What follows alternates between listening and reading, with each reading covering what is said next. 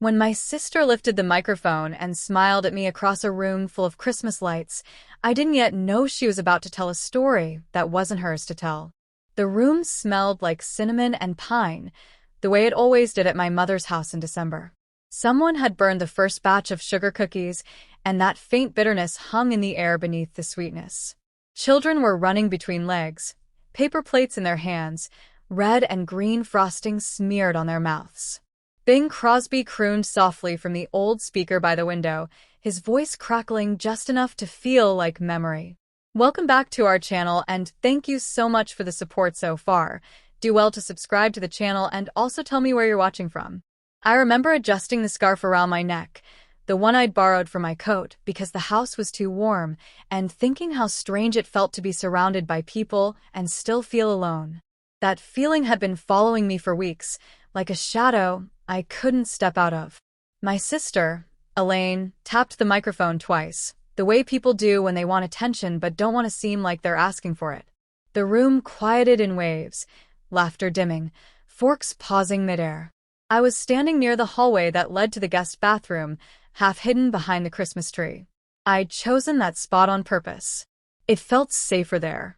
Elaine's lipstick was the exact shade of holiday red she wore every year.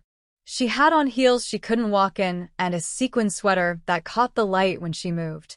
She looked confident, relaxed, like someone who believed she was about to make people happy. Okay, she laughed, brushing her hair back.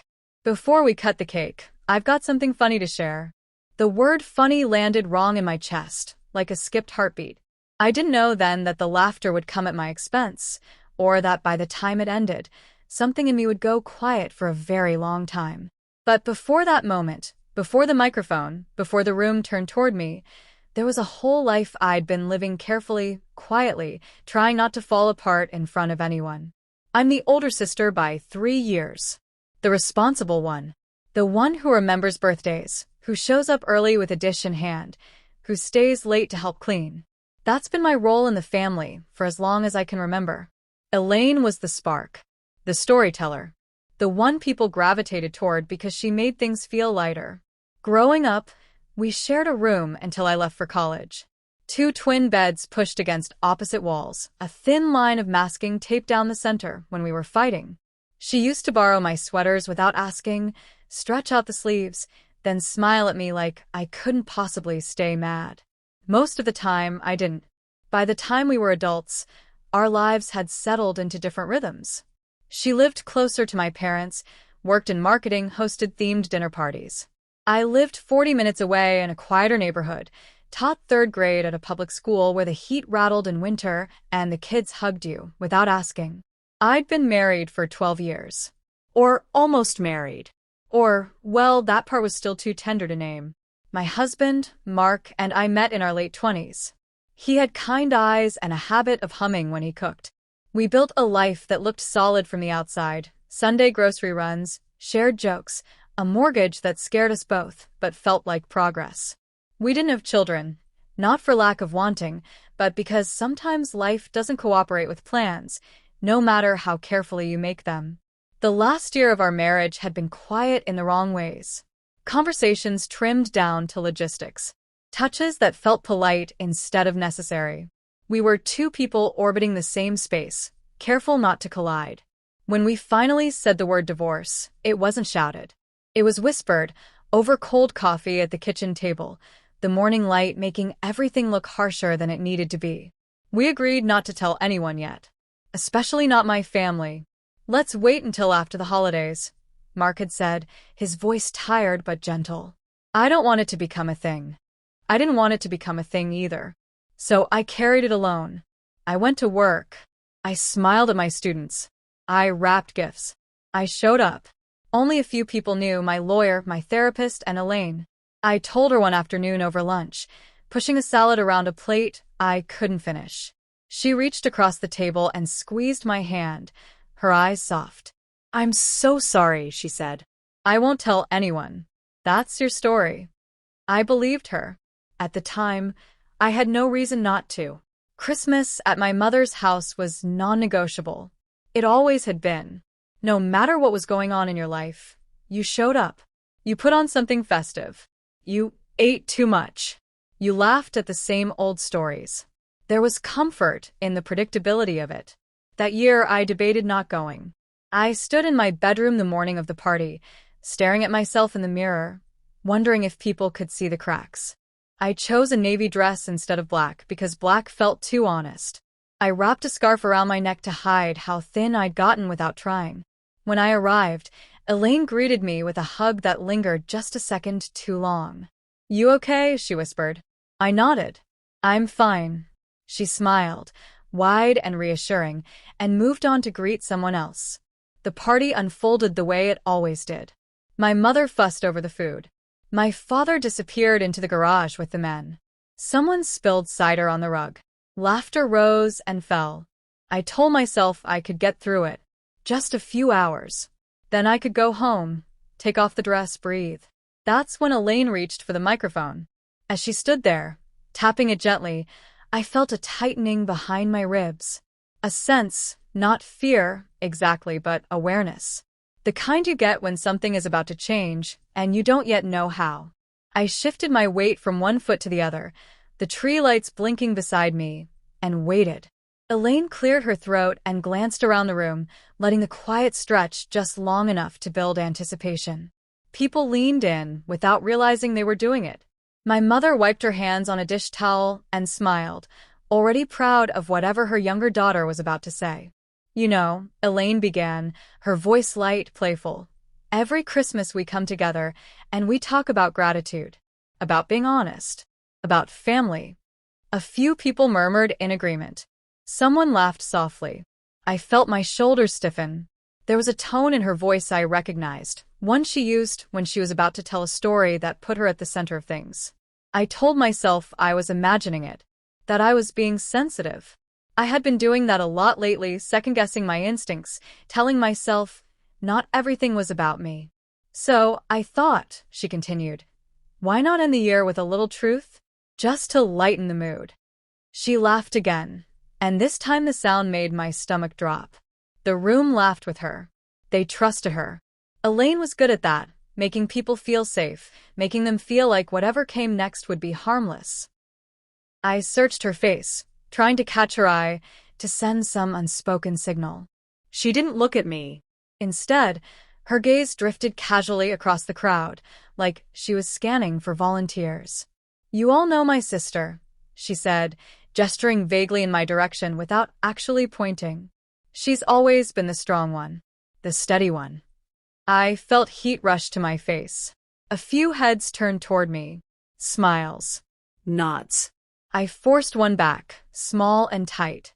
"And well," Elaine said, pausing, her lips curling into what she probably thought was a mischievous grin. "Turns out even the strongest among us aren't perfect."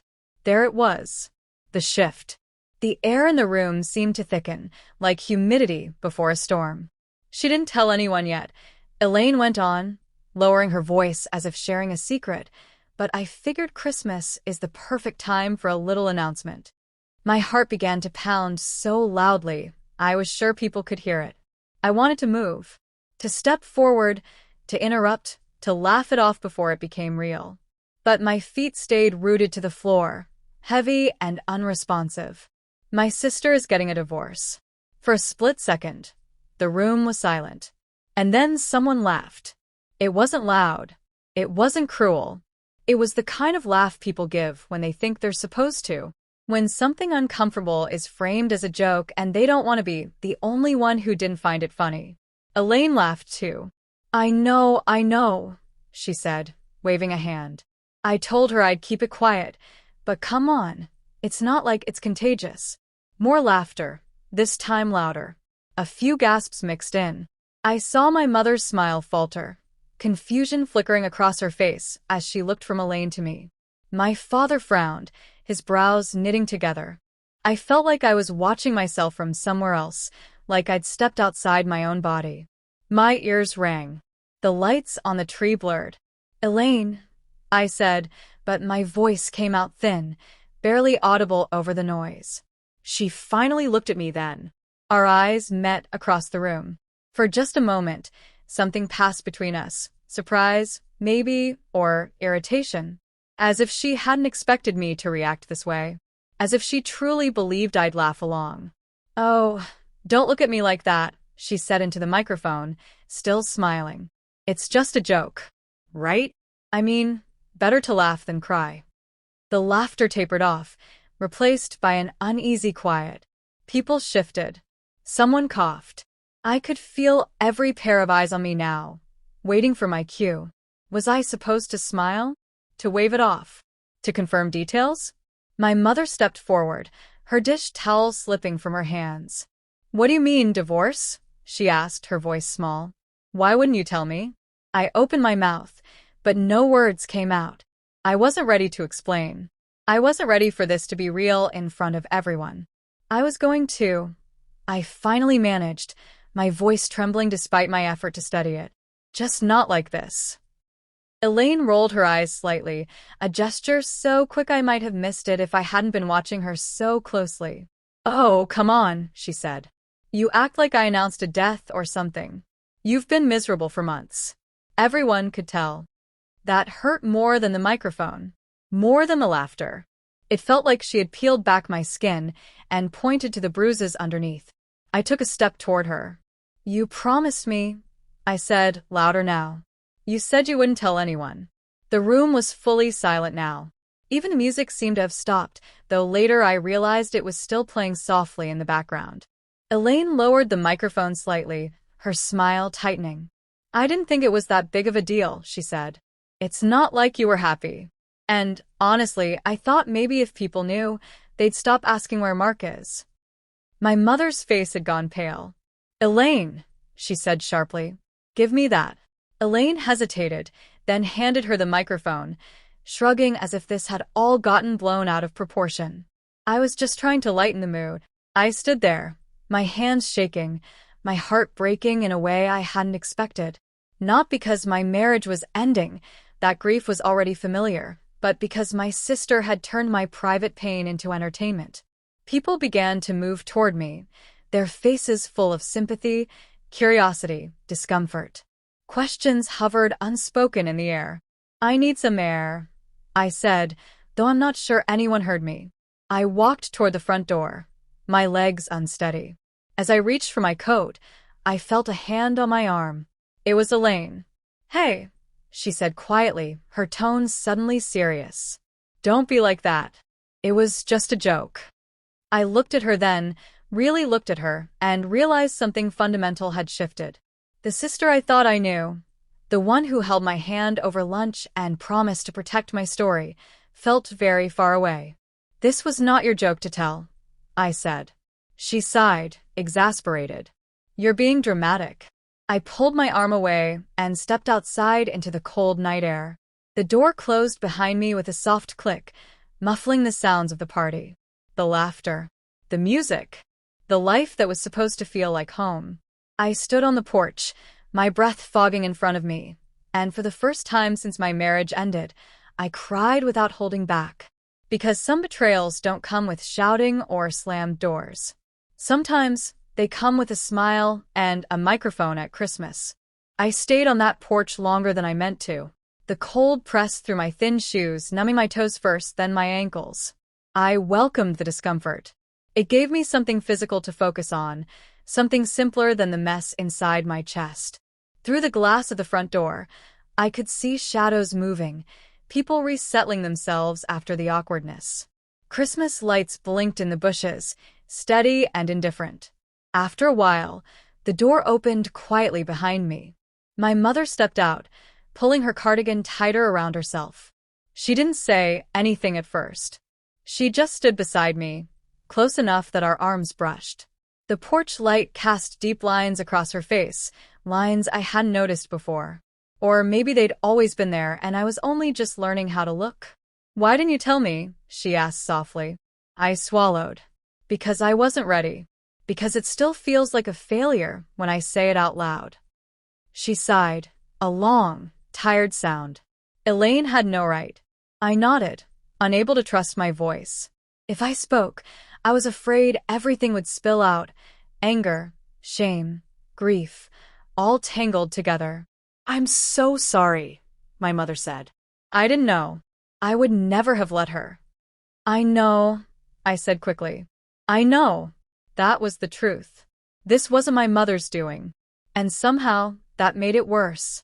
Because it meant the hurt came from someone who knew better. We stood there a moment longer, listening to the muffled sounds of the party. Then my mother touched my cheek, her fingers warm despite the cold.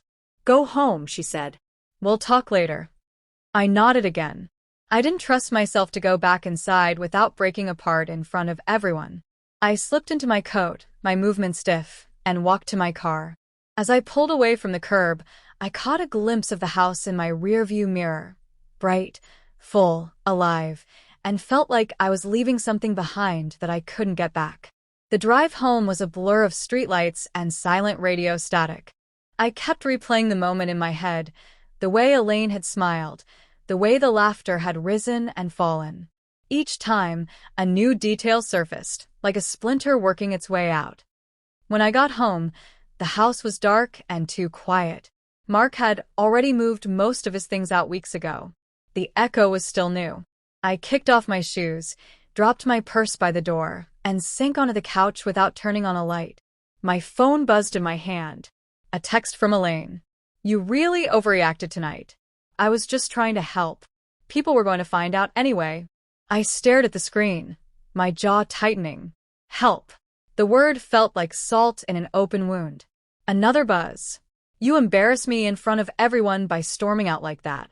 I set the phone down on the coffee table, face down like I might with a snake. My hands were shaking again. I pressed them together, hard, until the tremor eased. That was the first time it occurred to me that what had happened might not have been a mistake.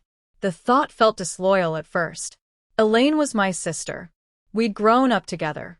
Shared a room. Shared secrets. Surely, she hadn't meant to hurt me. But as I sat there in the dim living room, the quiet pressing in from all sides, I began to think back over the past few months. Small moments I'd brushed off at the time. Comments that had landed oddly but hadn't seemed important enough to challenge. The way she'd asked a little too casually if Mark and I were still pretending everything was fine. The time she'd laughed and said, "Well, you always wanted to be independent," when I mentioned the separation. The way she'd offered to handle telling people like it was a burden I should be grateful to hand over. I told myself she was just awkward with serious things. That humor was her way of coping. But humor can be a weapon when it's aimed carefully. I didn't sleep much that night. I lay in bed staring at the ceiling, listening to the hum of the heater kicking on and off. Every time I closed my eyes, I saw Elaine's face under the Christmas lights, her mouth forming the words divorce like it was a punchline. By morning, my sadness had hardened into something else. Not rage. Not yet. But resolve. I called in sick to work and made myself a cup of coffee I didn't really want. I sat at the kitchen table with my phone and scrolled through messages from the night before. A few from relatives expressing concern. One from my aunt asking if I was okay, all things considered. None from Elaine beyond the ones that blamed me. I typed out half a dozen responses and deleted them all. I wasn't ready to explain. Not to them. Not yet. Around noon, my phone rang. Elaine's name lit up the screen. I let it ring. It rang again a few minutes later. On the third call, I answered. What? I said more sharply than I intended.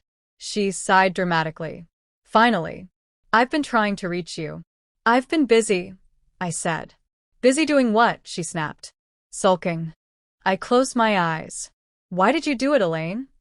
There was a pause on the line. Not long, but long enough to register.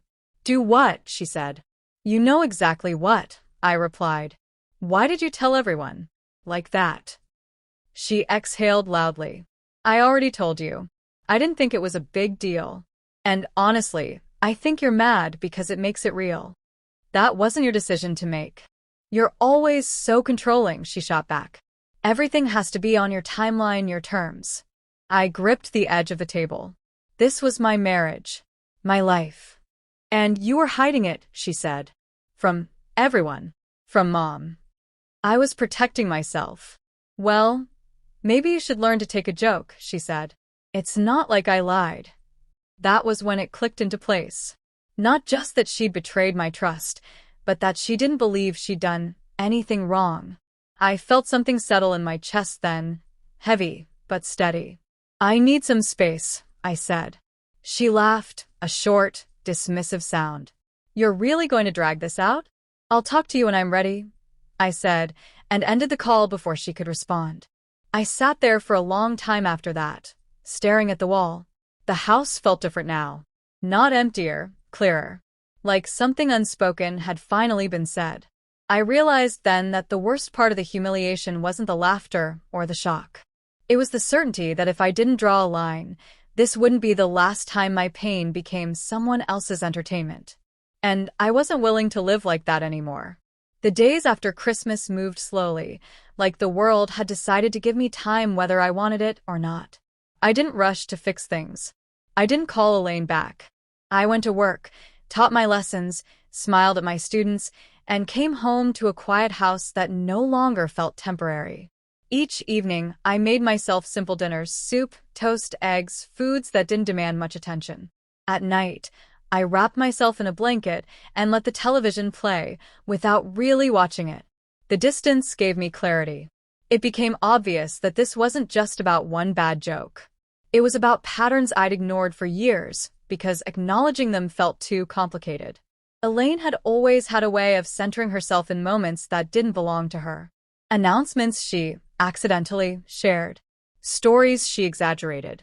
Private things she reframed as humorous anecdotes. I'd excused it because she was family. Because I didn't want to be difficult. Because I was used to being the one who absorbed discomfort so others could feel at ease. But something about that night, standing frozen while my life became a punchline, had shifted something in me. I couldn't unfeel it. A week later, my mother called and asked if we could have lunch. Just the two of us. We met at a small diner halfway between our houses. It smelled like coffee and fried onions, the kind of place where the waitresses call you Han without thinking twice. We slid into a booth by the window, sunlight catching on the chipped edge of a table. She looked tired.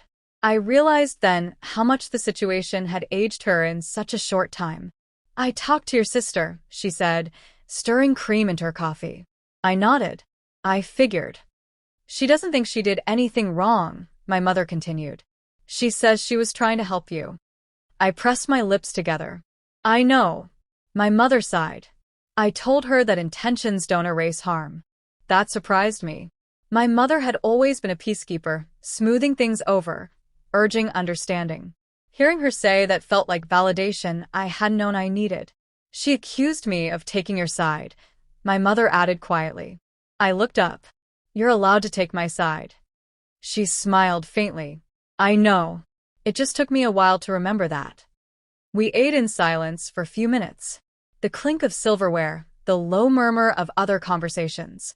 Finally, my mother reached across the table and covered my hand with hers. "What do you need right now?" she asked. The question caught me off guard. I wasn't used to being asked so directly. "I need boundaries," I said after a moment. "I need her to understand that she can't do that to me again. And if she doesn't," I took a breath, "then I need distance." My mother nodded, her expression sad but resolute. "That's fair." It was the first time anyone had said that to me without qualification. Not fair, but just fair. Elaine, on the other hand, did not take the distance well. She started by posting vague things online. Quotes about humor being misunderstood. About people being too sensitive these days. Mutual friends would message me, confused, asking if everything was okay between us. I kept my responses short and neutral. "I'm taking some space," I said. "I'm okay." Then she escalated. At a family birthday dinner in January, one I chose not to attend, Elaine apparently made another comment. According to my cousin, she'd raised a glass and said, "Here's to new beginnings. Some of us are getting them whether we asked for them or not." People laughed again. Nervously this time. When I heard about it, something inside me went still. I realized then that silence wasn't enough. Distance alone wouldn't change anything. Elaine was comfortable controlling the narrative because I'd never challenged it publicly. She knew how to perform, how to frame herself as the misunderstood one. And if I didn't speak, the story would keep being told without me. So I decided to do something I'd never done before. I told the truth. Not in a dramatic way. Not with a microphone. Just honestly, calmly, and on my own terms. When people reached out, I stopped deflecting. I said, "Yes, Mark and I are divorcing. It's painful, but it's private, and I wasn't ready for it to be shared the way it was." Most people reacted with kindness, apologies, embarrassment. A few admitted they'd felt uncomfortable that night, but hadn't known what to say. The more I spoke, the lighter I felt, like I'd been holding my breath without realizing it. Eventually, Elaine noticed the shift. She called me one afternoon, her tone tight. "So now you're telling everyone I humiliated you?" "I'm telling people what happened," I said evenly. "You're making me look bad." "I'm not adding anything," I replied. "I'm just not protecting you from the truth anymore." There was silence on the line, thick and heavy. "You're really going to do this to me," she said finally. I closed my eyes. "I didn't do anything to you, Elaine. You did this. I'm just responding." She hung up on me. The family dynamic shifted after that. Not explosively. Subtly. Elaine was still invited to things, but there was a new awareness, a hesitation. Jokes didn't land the same way. People watched her more closely. At a small family gathering in February, she tried to make light of something personal about our cousin. The room went quiet. No one laughed. Someone changed the subject. I wasn't there, but when my mother told me about it later, she sounded thoughtful. "People are noticing," she said. That wasn't satisfaction I felt. It was relief. Because accountability doesn't always come with confrontation. Sometimes, it comes with a slow recalibration of trust. Elaine and I didn't speak for months after that. It hurt more than I expected. Not because I missed her presence, but because I was grieving the sister I thought I had. But in that space, something else grew. Peace. For the first time in a long while, my life felt like it belonged to me again. Spring arrived quietly that year. Not with any grand declaration or sudden warmth, but in small, almost apologetic ways. The light lingering longer in the evenings, a single bud on the tree outside my kitchen window, the sound of birds before my alarm in the morning. After the heaviness of winter, it felt like permission to exhale. The divorce finalized in March. Mark and I sat across from each other in a beige conference room that smelled faintly of dust and old paper. The judge spoke in a measured, almost bored tone, as if this were just another item on a long list. And for him it was. For me, it was the formal ending of a chapter one had once believed would define my entire life. When it was over, Mark and I stood awkwardly in the hallway. "I hope you're okay," he said, rubbing the back of his neck. "I will be," I replied. And, for the first time, I meant it. We hugged, brief and careful, then walked in opposite directions. I sat in my car for a few minutes afterward, hands resting on the steering wheel, waiting for the wave of grief to hit. It didn't. Instead, there was a strange sense of quiet completion. Not happiness, but closure. With that legal finality came emotional clarity. I stopped bracing myself for conversations. Stopped flinching when someone asked about my life. I told the truth when it felt appropriate and declined to explain when it didn't. And slowly, my world expanded again. I redecorated the living room, moving furniture that had stayed in the same place for years. I donated things I no longer needed. I repainted the bedroom a soft, warm gray that felt like calm instead of compromise. I took a pottery class on Tuesday nights. My bowls were lopsided and imperfect, but shaping clay with my hands grounded me in a way I hadn't expected. There was something healing about creating something fragile and useful at the same time. Elaine stayed silent through all of this. No calls. No texts. No apologies. Just distance. At first, I told myself I was fine with it, that this was the boundary doing its job. But grief is layers, and some of them sneak up on you. One afternoon in April, I found an old photo while cleaning out a drawer. Elaine and I at the beach in our 20s, sunburned and laughing, our arms thrown around each other. I sat on the floor and cried, Not because I wanted things to go back to how they were, but because I wished they had never become what they were now. A few weeks later, my mother called. "Elaine wants to talk to you," she said carefully. I closed my eyes. "Does she?" "She says she's been thinking." That didn't guarantee anything, but it was more than I'd heard in months. "I'm not promising anything," I said, "but I'll listen." We agreed to meet at a park halfway between our houses. Neutral ground. Late afternoon, when the light was soft and forgiving. Elaine was already there when I arrived, sitting on a bench with a paper cup of coffee in her hands. She looked different. Quieter. Less polished. Her hair was pulled back in a messy knot. No makeup to speak of. "Hey," she said, standing. "Hey." We sat down, leaving a careful space between us. For a moment, neither of us spoke. Children's laughter drifted from the playground. A dog barked in the distance. "I owe you an apology," Elaine said finally. I waited. She swallowed. "What I did was wrong. I thought I was being funny. I thought, I don't know, that it would make things less heavy." I looked at her. It made them heavier. For me.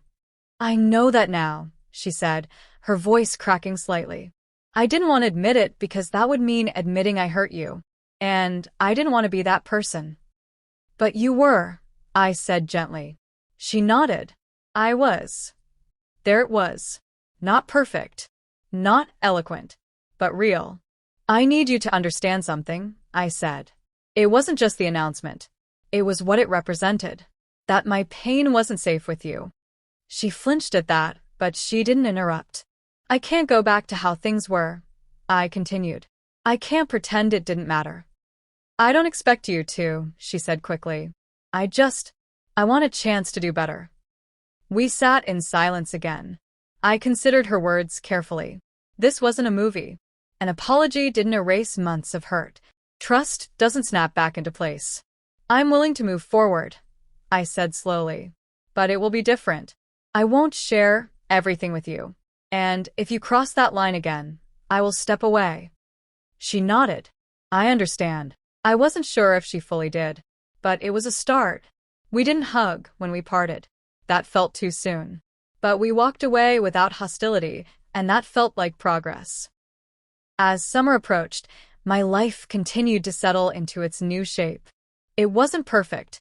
There were lonely nights, moments when the weight of everything pressed back in. But there was also freedom, strength, a sense of self I hadn't realized I'd been missing. I learned that healing doesn't always come from grand gestures. Sometimes, it comes from quiet decisions, to speak up, to step back, to protect what matters. And sometimes, the most powerful thing you can do after being humiliated in public is to reclaim your dignity in private. By the time fall came around again, the sharp edges of that Christmas had finally dulled. Not disappeared.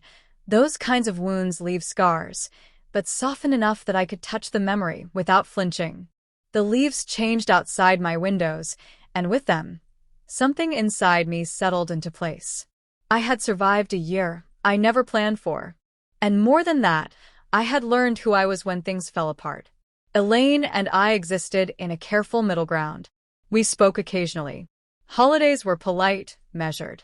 She no longer used humor as a shield around me, at least not openly.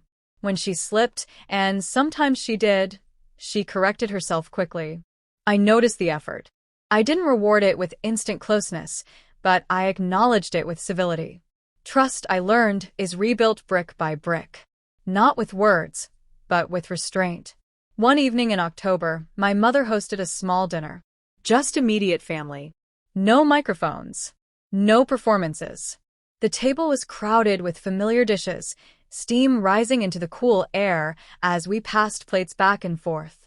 At one point, Elaine started telling a story about work, her voice animated. Halfway through, she paused, glanced at me, and changed direction slightly, leaving out a detail that wasn't hers to share. No one else noticed. But I did. Something in my chest loosened. After dinner, as we helped clear the table, my mother leaned toward me and whispered, "I'm proud of you." "For what?" I asked. "For choosing herself without becoming bitter," she said. I thought about that later, alone in my car. Bitterness had tempted me. There were nights I replayed everything and imagined sharper responses, harsher boundaries, public reckonings that might have felt satisfying in the moment. But that wasn't who I wanted to be. I wanted to be honest without being cruel, strong without becoming closed, soft without being foolish. The divorce, strange as it sounds, had prepared me for that. Losing a marriage stripped me down to essentials. It forced me to confront the difference between peace and comfort, between silence and safety. I stopped confusing endurance with love. That lesson spilled into other areas of my life, too. At work, I began speaking up when something felt wrong instead of absorbing it quietly. In friendships, I paid attention to how I felt after spending time with people, lighter or smaller, and adjusted accordingly. I learned that dignity isn't loud. It doesn't announce itself at Christmas parties or demand laughter. It lives in the quiet decisions you make when no one is watching, in what you allow, in what you refuse. One afternoon, almost a year after that night, I took a walk through my neighborhood. The air was crisp, the sky a clear, uncomplicated blue. I passed houses decorated for the coming holidays, wreaths on doors, pumpkins softening on porches. I realized I wasn't dreading December anymore. The thought surprised me. I had spent months assuming Christmas would always carry that sting now, that the season itself had been ruined. But healing has a way of reclaiming things you thought were lost. I still remembered standing by that tree, the way my body had frozen when my sister spoke words that didn't belong to her. I still remembered the laughter, the heat in my face, the sharp realization that betrayal doesn't always come from enemies. But those memories no longer defined me. They informed me. They taught me that being private is not the same as being ashamed. That pain deserves consent before it's shared. That family doesn't mean access, at least not unlimited access. And perhaps most importantly, they taught me that you can love people deeply and still hold them accountable. I went home that evening and turned on the lights, filling the house with a warm glow. I cooked dinner, set the table for one without resentment, and ate slowly, savoring the simple pleasure of peace.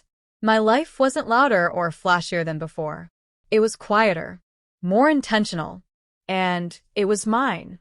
That Christmas joke had taken something from me in the moment, my composure, my sense of safety. But in the long run, it gave me something too. Clarity, strength, and the courage to stop shrinking myself for the comfort of others. Some lessons arrive wrapped in tinsel and laughter. Others arrive through humiliation. But the ones that change us the most are the ones we choose to learn from. As I sit here now, thinking back on that Christmas, I realize something I didn't understand then. The deepest wounds aren't always the loud ones. Sometimes they come wrapped in laughter, in familiarity, in the voice of someone who knows exactly where you're vulnerable and chooses that moment to speak anyway. For a long time, I questioned myself. I wondered if I was too sensitive, if I should have laughed it off, if keeping the peace was worth swallowing my dignity. But here's what I've learned, and I hope you hear this clearly. Your pain is not entertainment. Your healing does not require permission. And your silence should never be mistaken for consent. Family betrayal cuts differently because we expect safety there. We expect protection. And when it doesn't come, the loss can feel disorienting. But boundaries are not punishments. They are invitations to treat you better or to step back. I didn't lose my sister that night. I lost the version of her I thought would always protect me. And in that loss, I found myself. If you're listening to this and carrying a secret heartbreak, if someone shared your story before you were ready, if you were laughed at when you needed compassion, please know this: you are not weak for wanting privacy. You are not dramatic for demanding respect. And you are not wrong for choosing peace over performance. Sometimes, the bravest thing you can do is walk away quietly and rebuild loudly within yourself. Now, I want to hear from you. If someone you trusted exposed your pain in public, what would you have done? Would you have confronted them immediately or stepped back like I did? Share your thoughts in the comments. Your story might be the one someone else needs to feel less alone. And if you're new here, this is Voice of Mrs Addison, a space for real stories, real wounds, and real healing. If this story spoke to you, please like, subscribe, and turn on notifications so you don't miss the next one. Until next time, protect your heart, honor your truth, and never let anyone turn your pain into a joke.